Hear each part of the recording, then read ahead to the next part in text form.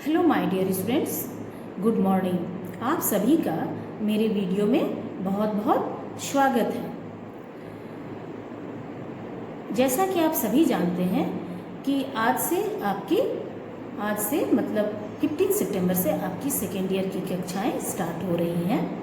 इसी क्रम में मैं आप लोगों के समक्ष आज उपस्थित हुई हूँ। मैं आप लोगों को सेकेंड ईयर में कोर्स 10 पढ़ाऊँगी। कोर्स 10 में आपको क्रिएटिंग एंड इंक्लूसिव स्कूल पढ़ना है। क्रिएटिंग एंड इंक्लूसिव स्कूल के अंतर्गत 3 यूनिट हैं। फर्स्ट यूनिट में पढ़ना है आपको meaning, nature and scope of inclusive school. Meaning, nature and scope of inclusive education या स्पेशल एजुकेशन। स्पेशल एजुकेशन का विशिष्ट शिक्षा का अर्थ, प्रकृति और क्षेत्र। इसके अंतर्गत आपको पढ़ना है inclusive education in different perspective या special education in different perspectives, जिसमें historical perspective, meaning of normality, meaning of exceptionality, quantitative concept, qualitative concept, statical concept, medical concept. विशिष्ट शिक्षा के इतने कॉन्सेप्ट आपको पढ़ने हैं। इसके अलावा aims and objectives of creating an inclusive school. विशिष्ट शिक्षा के लक्ष्य, उद्देश्यों को पढ़ना है। Definition of disability and inclusive within the educational framework और need and importance of inclusive school. Inclusive school या विशिष्ट शिक्षा के क्या नीड है, क्या आवश्यकता है और क्या इम्पोर्टेंस है, क्या महत्व है। इसके अलावा यूनिट 2 है, जिसमें आपको पढ़ना है learning disabilities and educational adaptation. Unit 2 learning disability and educational adaptation, जिसके अंतर्गत पढ़ना है historical background and definition of learning disability, characteristics of learning disability children, जिसमें cognitive, physical, communication, educational, behavioural. इसके अतिरिक्त types of learning disability, learning disability के कितने प्रकार हैं, टीचिंग ऑफ लर्निंग डिसेबिलिटी और एडॉप्टेशन टीचिंग मेथड पढ़ना है। इसके अलावा यूनिट 3 है, जिसके अंतर्गत आपको पढ़ना है instructional and assessment procedure. Instructional and assessment procedure. तो मैं आप लोगों को आज पढ़ाऊंगी यूनिट 1। यूनिट 1 में पढ़ना है meaning, nature and scope of inclusive school या special education. Meaning and scope of inclusive education या स्पेशल एजुकेशन। तो फर्स्ट ईयर में आपने शिक्षा के बारे में पढ़ा था कि शिक्षा एक गतिशील प्रक्रिया है, शिक्षा जीवन पर्यंत चलने वाली प्रक्रिया है। शिक्षा शब्द अधिक व्यापक है, परंतु इस शब्द का उपयोग अनेक अर्थों में किया जाता है। ये आपने फर्स्ट ईयर में पढ़ चुका है कि शिक्षा एक विकास की प्रक्रिया है। Education as a process of development. शिक्षा एक अध्यापक प्रशिक्षण की प्रक्रिया है। एजुकेशन एज कंटेंट और एजुकेशन एज टीचर ट्रेनिंग। शिक्षा एक अध्यापक प्रशिक्षण की प्रक्रिया है। इसके अलावा शिक्षा एक पाठ्य वस्तु के रूप में आपने पढ़ा कि एजुकेशन एज कंटेंट और सब्जेक्ट। इसके अलावा शिक्षा एक विनियोग है। Education as an investment. शिक्षा एक सामाजिक परिवर्तन है, सोशल चेंज। सामाजिक नियंत्रण है, सोशल कंट्रोल। शिक्षा समाजीकरण की प्रक्रिया है। Education as a process of socialization. शिक्षा एक छलनी है। Education as a filtration process. इसके अलावा शिक्षा एक अंतर विषयक आयाम के रूप में आपने पढ़ा कि शिक्षा क्या है, शिक्षा के क्या अर्थ हैं, क्या उद्देश्य है, शिक्षा की क्या आवश्यकता है, शिक्षा के क्या महत्व है, शिक्षा के क्या क्षेत्र हैं। ये अभी तक आपने पढ़ा। लेकिन आज हम पढ़ेंगे कि विशिष्ट शिक्षा क्या है। शिक्षा तो सभी को मिलती है, बट विशिष्ट शिक्षा क्या है, विशिष्ट शिक्षा किनको दी जाती है? तो स्पेशल एजुकेशन या इंक्लूसिव एजुकेशन, समावेशी शिक्षा या विशिष्ट शिक्षा। विशिष्ट शिक्षा क्या है? एक्चुअली में हमारे समाज में हम सभी देखते हैं कि सामान्य बालक के अलावा कुछ बालक स्पेशल चाइल्ड होते हैं, जिसे हम दिव्यांग बालक कहते हैं। तो इन विशिष्ट बालकों के लिए जो शिक्षा का स्वरूप तय किया जाता है, शिक्षा के लक्ष्य तय किए जाते हैं, इन विशिष्ट बालकों को शिक्षित करने के लिए शिक्षा का जो स्वरूप बनाया जाता है, शिक्षा के जो सिद्धांत बनाए जाते हैं, उन्हें हम विशिष्ट शिक्षा कहते हैं। तो विशिष्ट शिक्षा विशिष्ट बालकों को दी जाती है। तो ये विशिष्ट बालक क्या है? सामान्य बालकों को तो सामान्य शिक्षा दी जाती है, जैसे आप आए यहाँ ट्रेनिंग कर रहे हैं, आपने ग्रेजुएशन किया, आईए किया, बीए किया, मैट्रिक किया, आपने सामान्य रूप से शिक्षा ग्रहण किया। लेकिन समाज में ऐसे भी बालक हैं जो स्पेशल चाइल्ड हैं, जो दिव्यांग हैं, उनके लिए विशिष्ट शिक्षा पद्धति अपनाई जाती है। तो ये विशिष्ट बालक कौन कौन है? पहले तो हमें ये समझना है कि विशिष्ट बालक हम किसे कहेंगे।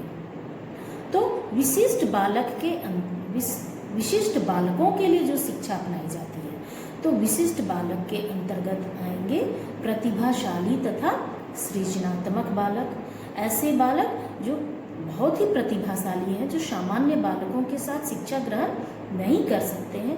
इसके अलावा कुछ बालक क्रिएटिव माइंड के होते हैं, सृजनात्मक होते हैं।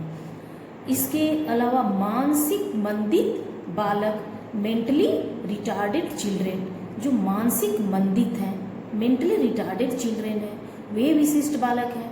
इसके अलावा फिजिकली हैंडीकैप्ड चिल्ड्रेन, शारीरिक रूप से बाधित बालक, फिजिकली हैंडीकैप्ड चिल्ड्रेन को भी हम स्पेशल चाइल्ड के अंतर्गत रखते हैं। शारीरिक रूप से बाधित बालक को भी हम स्पेशल चाइल्ड के अंतर्गत रखते हैं, दिव्यांग बालक के अंतर्गत रखते हैं।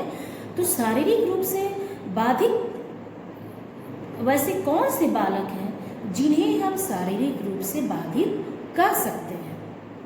तो इसके अंतर्गत आएंगे श्रवण बाधित, हियरिंग इम्पेयर्ड चिल्ड्रेन, श्रवण बाधित, वाणी बाधित, स्पीच इम्पेयर्ड चिल्ड्रेन, दृष्टि बाधित, विजुअली दृष्टि बाधित चिल्ड्रेन, विजुअली। इसके अलावा अस्थि बाधित, आप देखेंगे कुछ बालक पोलियोग्रस्त होते हैं, कुछ सीधा नहीं हो सकते हैं, किन्हीं का हाथ ऐसे होता है, तो ये अस्थि बाधित के अंतर्गत आते हैं। ऑर्थोपेडिकली बाधित के अंतर्गत ये आएंगे। इसके अलावा स्वास्थ्य बाधित, मेंटल रूप से जो अस्वस्थ है वो। इसके अलावा अधिगम असमर्थी बालक, अधिगम असमर्थी मतलब लर्निंग डिसेबल चिल्ड्रेन, अधिगम असमर्थी बालक, जो आप जो पढ़ा रहे हैं उसको कैच नहीं कर पाते हैं, अधिगम असमर्थी बालक होते हैं। उसके अलावा मंद अधिगम असमर्थी बालक, जो मंद बुद्धि होते हैं, स्लोअर लर्नर होते हैं, जो धीरे धीरे अधिगम कर पाते हैं। इसके अलावा सामाजिक रूप से असुविधात्मक बालक, सामाजिक रूप से असुविधात्मक, पारिवारिक रूप से असुविधात्मक, जैसे कोई बालक है जिसके घर में घर का वातावरण सही नहीं है, उनके माता पिता उस पर ध्यान नहीं देते हैं, या समाज में वो तिरस्कृत है, परिवार में वो बालक तिरस्कृत है, तो वैसे बालकों को हम सोशली डिसएडवांटेज चिल्ड्रेन कहते हैं। इसके अलावा संवेगात्मक विक्षिप्त बालक, इमोशनली जो बालक विक्षिप्त होते हैं, संवेगात्मक रूप से विक्षिप्त होते हैं। इसके अलावा अपराधी बालक, डेलिक्वेंट चाइल्ड, अपराधी बालक, बहुबाधित बालक, जिसके जो शारीरिक रूप से असमर्थी बालक है उसमें बहु रूप से बाधित है।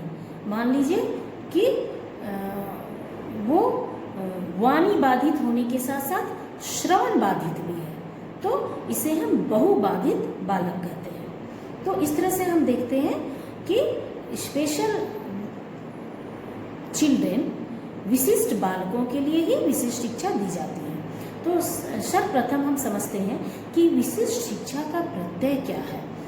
कॉन्सेप्ट ऑफ स्पेशल एजुकेशन, इसका कॉन्सेप्ट क्या है, ये क्यों बनाया गया, स्पेशल एजुकेशन को क्यों बनाया गया, स्पेशल एजुकेशन की क्या आवश्यकता पड़ी, इसका हम कॉन्सेप्ट देखते हैं। तो शब्द विशिष्ट शिक्षा के अंतर्गत उन सभी पक्षों को सम्मिलित किया जाता है।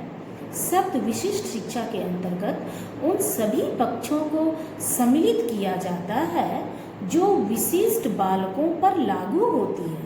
और विशिष्ट बालक कौन है, जो अभी हम बता चुके कि physically handicapped, slower learner, learning disable, emotional disable, socially disable, ये विशिष्ट बालक हैं।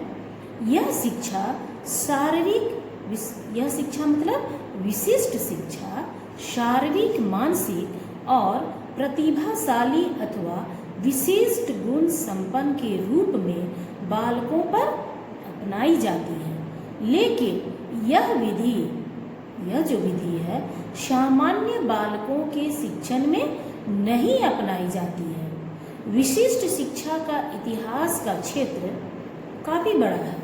विशिष्ट शिक्षा का जो इतिहास है वो काफ़ी प्राचीन है, काफ़ी बड़ा है।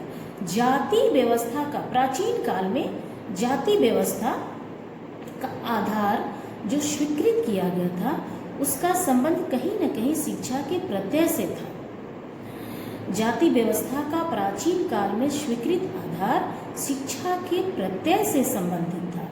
प्राचीन काल में हम सभी जानते हैं कि प्राचीन काल में ब्राह्मण शिक्षा के क्षेत्र में और क्षत्रिय युद्ध के क्षेत्र में निपुण माने जाते थे। इसी प्रकार वैश्यों एवं शूद्रों को प्रशिक्षण के आधार पर उन्हें अलग अलग कार्य क्षेत्र, उनके प्रशिक्षण के आधार पर उन्हें अलग अलग कार्य क्षेत्रों में बांटा गया था।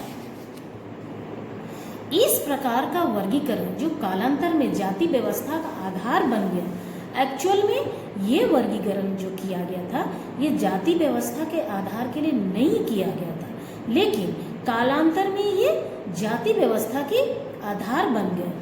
इस प्रकार का वर्गीकरण एक्चुअल में मूल रूप में विभिन्न प्रतिभाओं के मनुष्यों को भिन्न भिन्न श्रेणियों में रखने के दृष्टिकोण से किया गया था। व्यक्तियों को उनकी प्रतिभा के आधार पर अलग अलग श्रेणियों में रखने के दृष्टिकोण से ब्राह्मण, क्षत्रिय, वैश्य, शूद्र, इस तरह की व्यवस्था सामाजिक व्यवस्था थी जो कालांतर में जाति व्यवस्था बन गई। तो इस प्रकार का जो वर्गीकरण किया गया था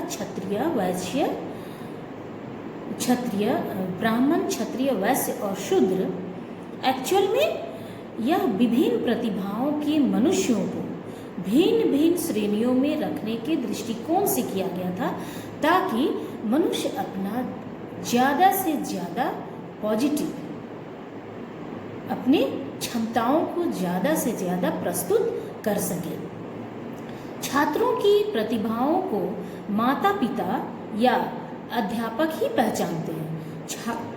छात्रों में क्या प्रतिभा है, कितनी प्रतिभा है, क्या छुपी, जैसे आपने शिक्षा में पढ़ा होगा और अध्यापक के गुण में आपने पढ़ा होगा कि अध्यापक का मुख्य गुण है कि वो मनोवैज्ञानिक रूप से बालकों में छुपी हुई प्रतिभा को पहचाने और उसे बाहर आने में मदद करे, उसको निखारने में मदद करे। तो छात्रों की प्रतिभाओं को माता पिता अथवा अध्यापकगण पहचानते हैं जो उन्हें शिक्षण दिया करते हैं।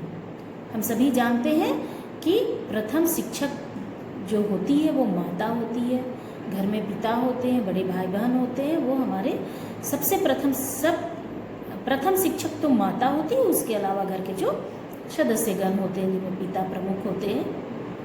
और उसके अलावा जब बालक स्कूल जाता है तो उसका अध्यापक जो उसे शिक्षा देता है वह बालक में क्या गुण है, क्या प्रतिभा है, उसको पहचानता है। आधुनिक शिक्षण प्रविधियां भी विशिष्ट बालकों की शिक्षा के क्षेत्र में इसी प्रकार की प्रक्रियाओं का अनुसरण करती है। शिक्षाविद सामान्य तथा शारीरिक रूप से बाधित बालकों पर विशेष ध्यान देने के कारण विशिष्ट बालकों की आवश्यकताओं पर कम ध्यान दे पाते थे। प्राचीन काल में शिक्षाविद सामान्य तथा शारीरिक रूप से बाधित बालकों पर विशेष ध्यान देने के कारण विशिष्ट बालकों की आवश्यकताओं पर कम ध्यान दे पाते थे, क्योंकि सिर्फ शारीरिक रूप से बाधित बालक विशिष्ट बालक के अंतर्गत नहीं आते हैं। शुरू में ही हमने आपको बताया कि संवेगात्मक रूप से, सामाजिक रूप से पिछड़े बालक, अधिगम असमर्थी बालक, स्लोअर लर्नर बालक, अपराधी बालक, ये सभी विशिष्ट बालक के अंतर्गत आते हैं। तो विशिष्ट शिक्षा के बारे में विभिन्न विचार विवादास्पद हैं। ये विचार बालकों को शिक्षा की मुख्य धारा से भिन्न है, जिसके कारण विशिष्ट बालकों को विशेष तथा अधिक अवसर प्रदान कराने के पक्ष में है। बहुत सारे ऐसे शिक्षाविद हैं जो यह मानते हैं कि विशिष्ट बालकों को विशेष तथा अधिक से अधिक अवसर प्रदान किया जाए। सामान्यतः यह समझा जाता था कि विशिष्ट शिक्षा संपूर्ण कार्यक्रम नहीं है जो सामान्य बालकों की शिक्षा से सर्वथा भिन्न है। ये तो सर्वविदित है कि सामान्य बालकों की शिक्षा से विशिष्ट बालकों की जो शिक्षा होगी वह भिन्न होगी। तो सामान्यतः यह समझा जाता है कि विशिष्ट शिक्षा संपूर्ण कार्यक्रम नहीं है जो सामान्य बालकों की शिक्षा से सर्वथा भिन्न है। इस क्षेत्र में शिक्षा के ऐसे घटक भी सम्मिलित हैं जो सभी बालकों के कार्यक्रमों के साथ साथ विशिष्ट भी हैं। कुछ अमेरिका और ब्रिटेन जैसे विकसित देशों में इस प्रकार की शिक्षण संस्थाएं अधिकतर आवासीय विद्यालयों के रूप में कार्यरत हैं। विशिष्ट बालकों के लिए स्पेशल आवासीय विद्यालयों की स्थापना की गई है। जैसे हमारे रांची में आप बहू बाजार में देखिएगा, एक विशिष्ट बालकों के लिए आवासीय विद्यालय है, बहू बाजार में है, जो सिर्फ विशिष्ट बालकों के लिए है और वो आवासीय विद्यालय है। विशिष्ट बालक वहाँ रहते हैं और शिक्षा ग्रहण करते हैं। परंतु भारत जैसे विकासशील देश, अमेरिका ब्रिटेन तो विकसित देश है, परंतु भारत जैसे विकासशील देश में आवासीय शिक्षण संस्थाएं सामान्यतः दिखाई नहीं देती हैं। इस प्रकार के बालकों की सुविधाओं को ध्यान में रखते हुए भारत के महानगरों में ऐसी शिक्षा संस्थाओं पर अब ध्यान दिया जा रहा है। इस मामले में हमारा शहर काफ़ी आगे है। रांची शहर के बहू बाजार में शायद वो दृष्टिबाधित बालकों के लिए बहू बाजार में है, जो मिशनरी ऑफ चैरिटी से संचालित है, क्रिश्चियनिटी द्वारा वो संचालित है। शायद वो दृष्टिबाधित बालकों के लिए, बालक बालिकाओं के लिए वो स्पेशल चिल्ड्रन के लिए वो विद्यालय है। अब हम देखते हैं कि विशेष शिक्षा का अर्थ क्या है। ये तो हुआ विशेष शिक्षा का प्रत्यय। अब हम देखते हैं कि विशिष्ट शिक्षा का अर्थ क्या है।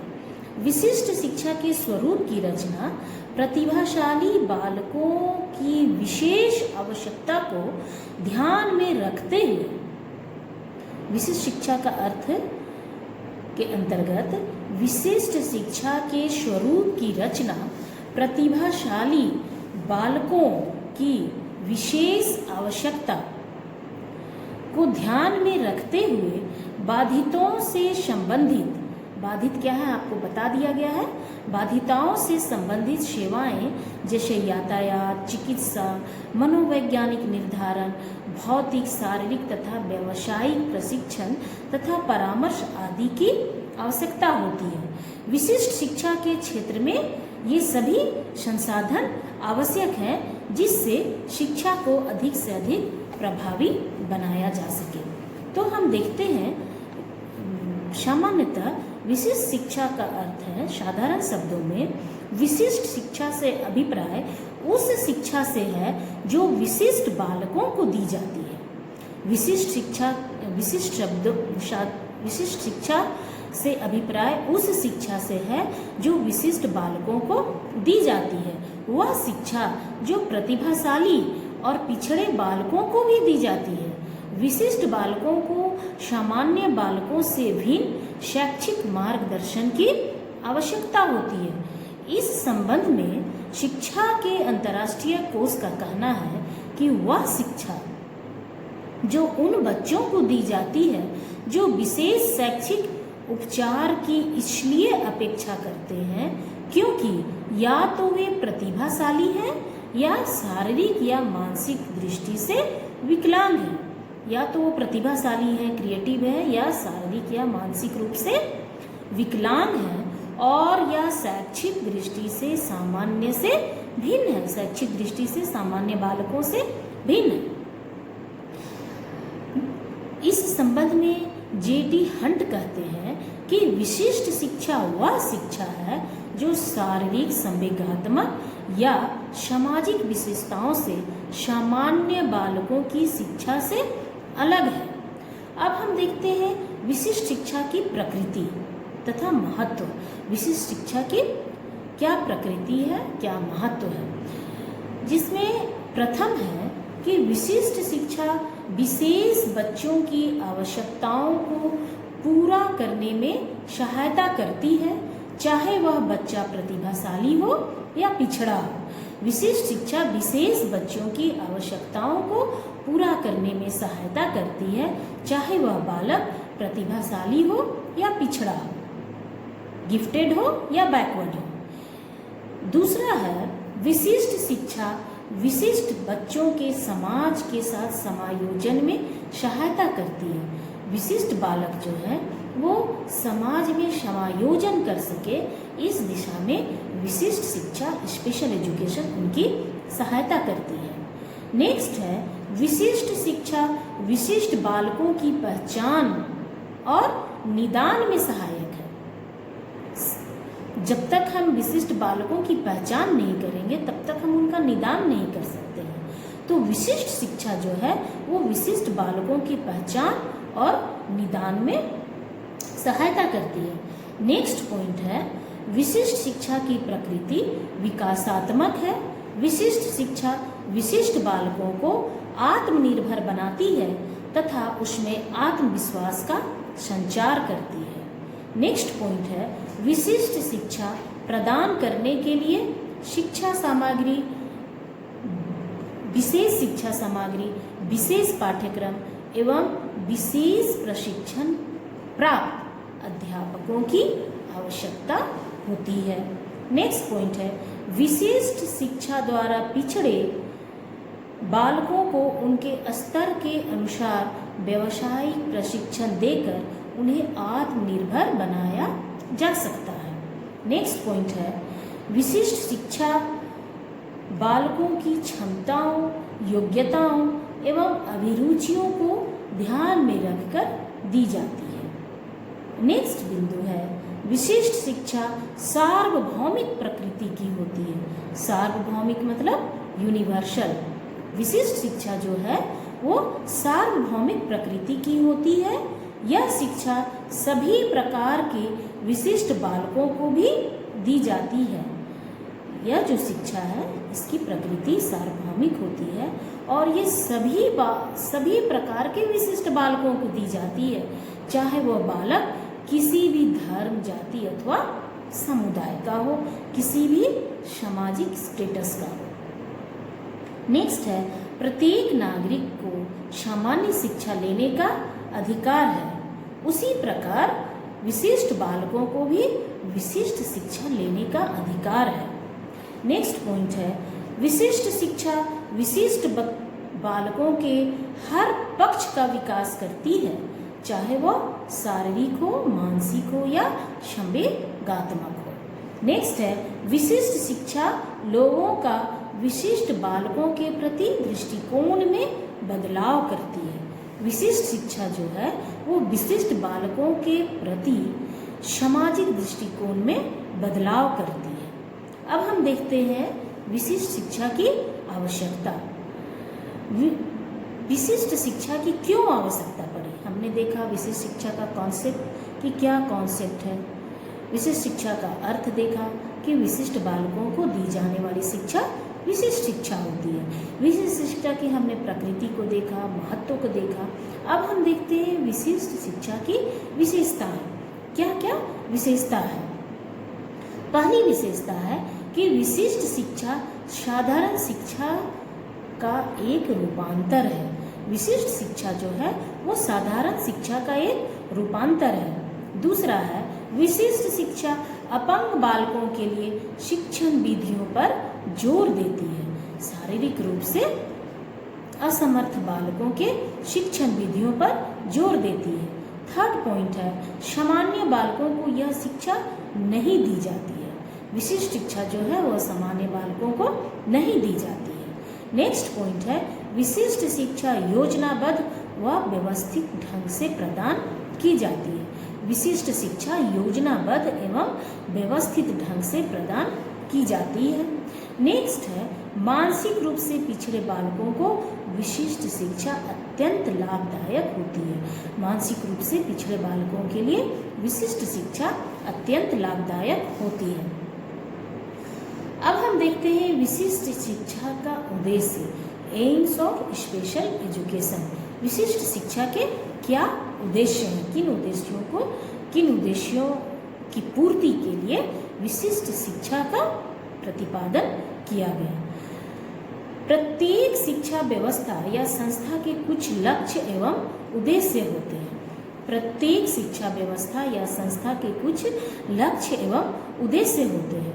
इसी प्रकार विशिष्ट शिक्षा भी सामान्य शिक्षा की तरह देश के विकास, समाज का पुनर्गठन, नागरिक विकास, समाज में फैली बुराइयों को मिटाना आदि विभिन्न प्रकार के उद्देश्य को लेकर चलती है। इन उद्देश्यों के अतिरिक्त विशिष्ट शिक्षा के कुछ अन्य उद्देश्य भी हैं जो इस प्रकार हैं। पहला है विशिष्ट बच्चों की विशेष आवश्यकताओं की पूर्ति। विशिष्ट बालकों की विशेष आवश्यकताओं को पूर्व में पहचान करना तथा निर्धारण करना। पहला उद्देश्य क्या है? विशिष्ट बालकों की विशेष आवश्यकताओं का पूर्व पहचान करना एवं आवश्यकताओं का निर्धारण करना। दूसरा है शारीरिक दोष की दशा में इससे पहले कि वे गंभीर स्थिति को प्राप्त हो उनकी रोकथाम के लिए उपाय करना। शारीरिक दोष, शारीरिक समस्या की दिशा में इससे पहले कि वे गंभीर अवस्था को प्राप्त करें उसकी पहचान करना एवं उसकी रोकथाम के लिए उपाय करना। नेक्स्ट है विशिष्ट बालकों को इस प्रकार शिक्षित करना ताकि वे अपने आप को समाज में समायोजित कर सकें। विशिष्ट बालकों को इस प्रकार शिक्षित करना ताकि वे समाज में अपने आप को समायोजित कर सकें। नेक्स्ट है शारीरिक रूप से बाधित बालकों का पुनर्वास करना। शारीरिक रूप से बाधित बालकों का पुनर्वास करना। नेक्स्ट है इस शिक्षा का उद्देश्य विशिष्ट बालकों के प्रति माता पिता एवं समाज के लोगों के सोच एवं दृष्टिकोण को बदलना है। अगर आप न्यूज़ सुनते होंगे तो आपने देखा होगा कि बोकारो के अभी जो हमारे झारखंड में एक शहर है बोकारो, उसके जो डीसी बने हैं वे दृष्टिबाधित हैं। तो यहाँ पर दृष्टि नहीं दृष्टिकोण का देखा गया और उन्हें बोकारो का डीसी बनाया गया। यहाँ उनकी दृष्टिबाधित उनका जो ये पॉइंट है, ये शारीरिक अक्षमता जो एक पॉइंट है, कहीं न कहीं से समाज में उसके प्रति बदलाव आया है, जिसके कारण उन्हें बोकारो का डीसी बनाया गया है। तो इस शिक्षा का उद्देश्य विशिष्ट बालकों के प्रति माता पिता और समाज के लोगों की सोच एवं दृष्टिकोण को बदलना है। आज समाज का, सरकार का, देश का सोच, दृष्टिकोण विशिष्ट बालकों के प्रति चेंज हो रहा है। और उसी का ये ताज़ा उदाहरण है हमारे बोकारो के डीसी, जो दृष्टि बाधित है लेकिन बोकारो के डीसी है। नेक्स्ट है, विशिष्ट शिक्षा का मुख्य उद्देश्य विशेष बच्चों का सर्वांगीण विकास करना है। सर्वांगीण विकास मतलब शारीरिक, मानसिक, धार्मिक, नैतिक, संवेगात्मक, सौंदर्यात्मक सभी पक्षों का विकास करना है। नेक्स्ट पॉइंट है, 7th पॉइंट है, शारीरिक रूप से बाधित बालकों की शिक्षण समस्याओं की जानकारी देना तथा सुधार हेतु सामूहिक संगठन तैयार करना।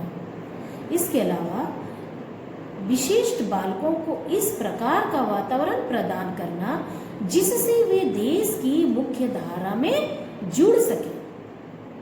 नेक्स्ट पॉइंट है, यह शिक्षा विशिष्ट बालकों को प्रेरणा देती है कि वे अपने जीवन के उद्देश्यों को प्राप्त कर सकते हैं। जब ब्रेल लिपि का आविष्कार नहीं हुआ था तो दृष्टिबाधी ये सोचते थे कि हम कैसे पढ़ेंगे, लेकिन ब्रेल लिपि का आविष्कार हुआ और आज दृष्टिबाधित जो बालक हैं वो ब्रेल लिपि की सहायता से पढ़ते हैं। तो यह शिक्षा जो है, विशिष्ट शिक्षा जो है, विशिष्ट बालकों को ऐसी प्रेरणा देती है कि वे अपने जीवन के उद्देश्यों को प्राप्त कर सकते हैं।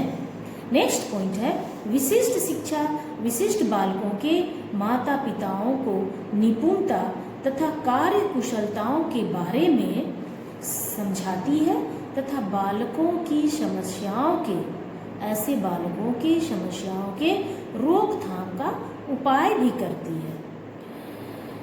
नेशनल एजुकेशन पॉलिसी जो है, नेशनल पॉलिसी ऑफ एजुकेशन 1986 में स्वयं एवं जीवन यापन के अवयवों को क्रमबद्ध, योजनाओं को क्रमबद्ध करना एवं निर्धारित किया गया है, जिसमें स्पेशल एजुकेशन को भी सम्मिलित किया गया है। स्पेशल चिल्ड्रन के लिए, स्पेशल एजुकेशन के लिए भी कार्य योजनाएं बनाई गई है, स्पेशल कार्य योजना बनाई गई है।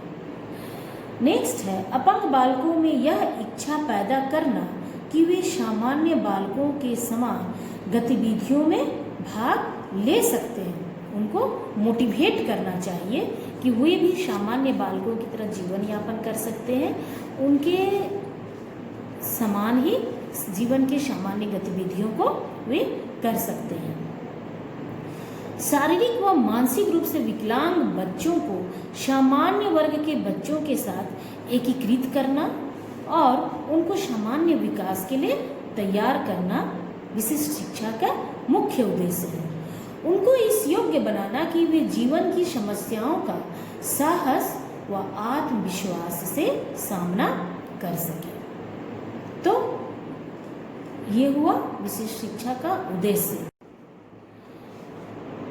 अब हम देखते हैं विशिष्ट शिक्षा का क्षेत्र, स्कोप ऑफ स्पेशल एजुकेशन। विशिष्ट शिक्षा के क्या क्षेत्र हैं? विशिष्ट शिक्षा के 4 क्षेत्र हैं, जिसमें पहला है आत्मविश्वास का विकास, डेवलपमेंट ऑफ सेल्फ कॉन्फिडेंस। पहला है आत्मविश्वास का विकास, डेवलपमेंट ऑफ सेल्फ कॉन्फिडेंस। दूसरा है कल्याणकारी राज्य का लक्ष्य, कल्याणकारी राज्य का लक्ष्य, ऑब्जेक्टिव्स ऑफ वेलफेयर स्टेट। तीसरा है समान शैक्षिक अवसर, equal educational opportunities, equal educational opportunities, समान शैक्षिक अवसर। और चौथा है जीवन में समानता, इक्वालिटी इन लाइफ। तो हम सबसे पहले देखते हैं आत्मविश्वास का विकास, डेवलपमेंट ऑफ सेल्फ कॉन्फिडेंस। जब किसी भी बालक में, चूंकि हम स्पेशल एजुकेशन पढ़ रहे हैं, विशिष्ट बालकों के लिए विशिष्ट शिक्षा पढ़ रहे हैं, ध्यान दीजिएगा। जब किसी भी बालक में किसी प्रकार की विकलांगता होती है तो प्रायः वह बालक आत्महीनता का शिकार हो जाता है तथा वह सामान्य बालकों से पीछे रह जाता है। यदि हम उसको उसकी क्षमता, शक्ति, रुचि तथा अभिरुचि के अनुसार शिक्षा प्रदान करते हैं तो उसमें आत्मविश्वास, आत्मसम्मान की भावना जागृत हो जाती है तथा वह भी सामान्य बालकों की तरह राष्ट्र के हितों के कार्यों में बढ़ चढ़कर भाग लेता है। अतः यह अति आवश्यक है कि विशिष्ट बालकों के लिए विशिष्ट शिक्षा का प्रबंध किया जाए। दूसरा है कल्याणकारी राज्य का लक्ष्य। कल्याणकारी राज्य का लक्ष्य, objectives of welfare state. Bharat एक लोकतांत्रिक तथा विकासशील देश है। जैसा कि हम सभी जानते हैं, भारत एक लोकतांत्रिक और विकासशील देश है। सभी देश कल्याणकारी राज्य की स्थापना करना चाहते हैं। कल्याणकारी राज्य में सभी नागरिक सुख, समृद्धि और आनंद का जीवन व्यतीत करते हैं। अतः यह आवश्यक हो जाता है कि विशिष्ट बालक भी इस प्रकार का जीवन यापन कर सके। इसके लिए यह आवश्यक है कि उनके लिए कल्याणकारी योजनाएं चलाई जाए, उनको शिक्षा ग्रहण करने के अधिक से अधिक अवसर प्रदान किए जाएं, ताकि वे अच्छा, स्वस्थ और सुखी जीवन व्यतीत कर सकें।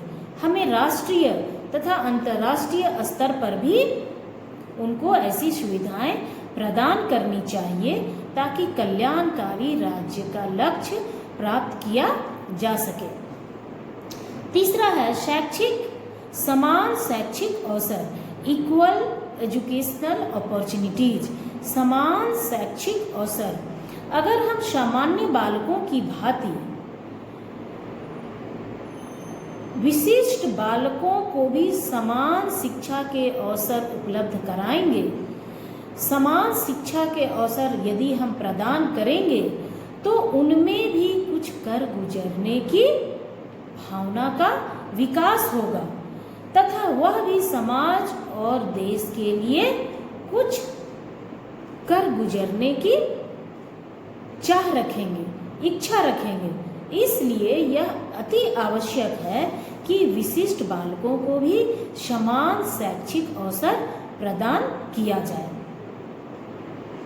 लास्ट है जीवन में समानता, इक्वालिटी इन लाइफ। लास्ट क्षेत्र है, लास्ट स्कोप है जीवन में समानता, इक्वालिटी इन लाइफ। विशिष्ट बालकों को अपने आप को घर, विद्यालय तथा समाज में स्थापित करने के लिए कई प्रकार की सामाजिक समस्याओं से गुजरना पड़ता है, कई प्रकार की सामाजिक समस्याओं का सामना करना पड़ता है।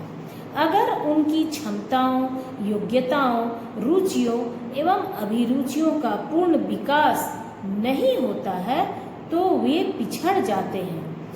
सामान्य बालकों के समकक्ष लाने के लिए यह आवश्यक है कि उनको शिक्षा ग्रहण करने के अधिक से अधिक अवसर प्रदान किए जाएं, ताकि वे भी अपने जीवन के लक्ष्य को प्राप्त कर सकें और देश की उन्नति में अपना योगदान कर सकें।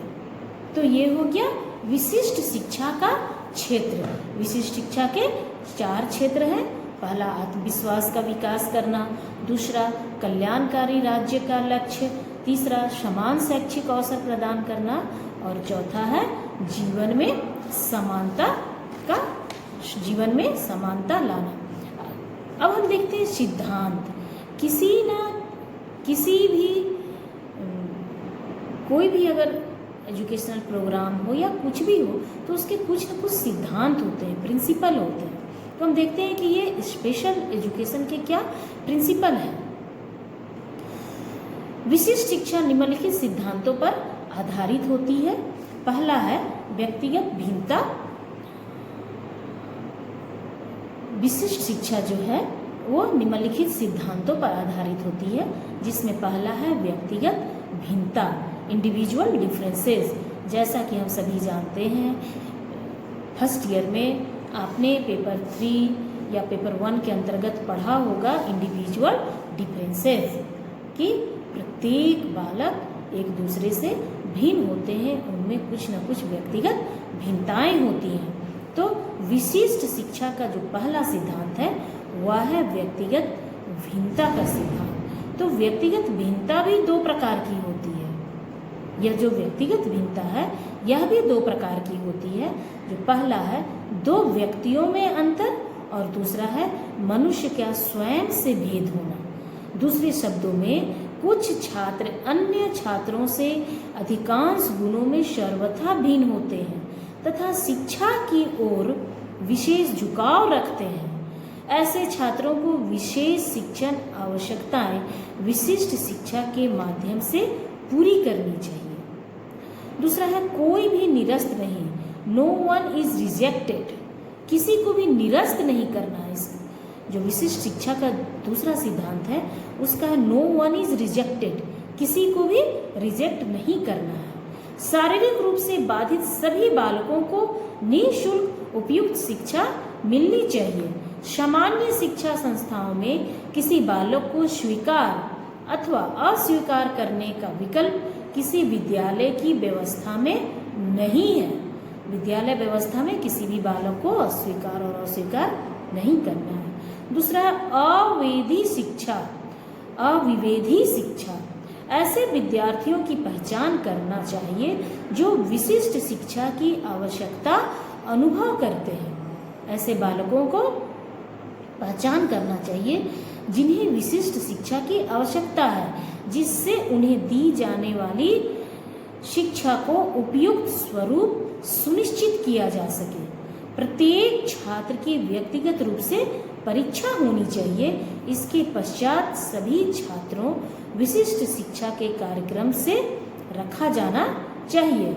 समय समय पर ऐसे बालकों की कठिनाइयों, समस्याओं तथा उनकी प्रगति का भी परीक्षण किया जाना चाहिए।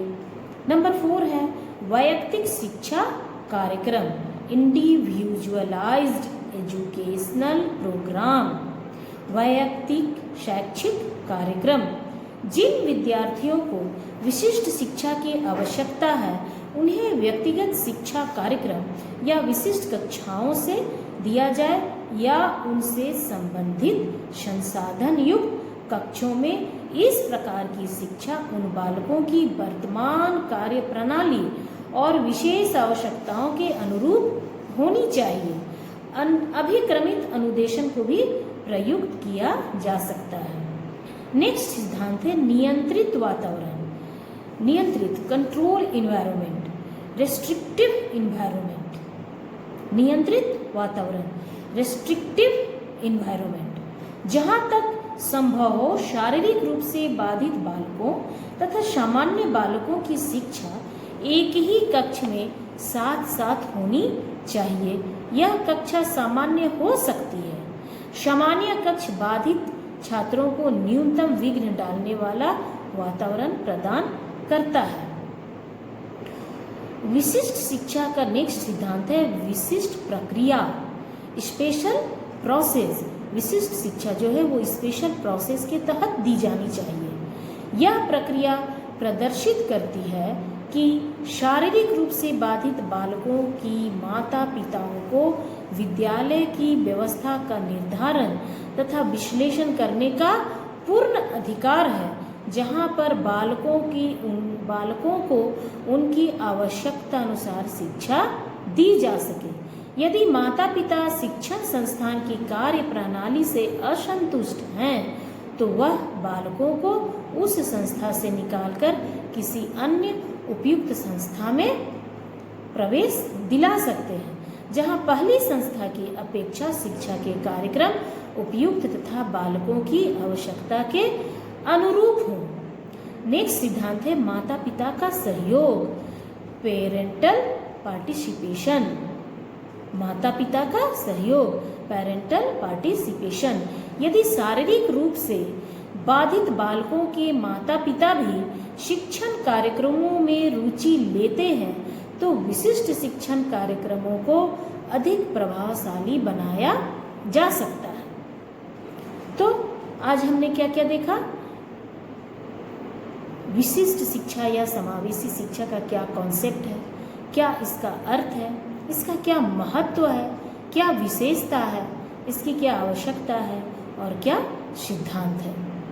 तो बच्चों आज के लिए इतना ही। बहुत बहुत धन्यवाद।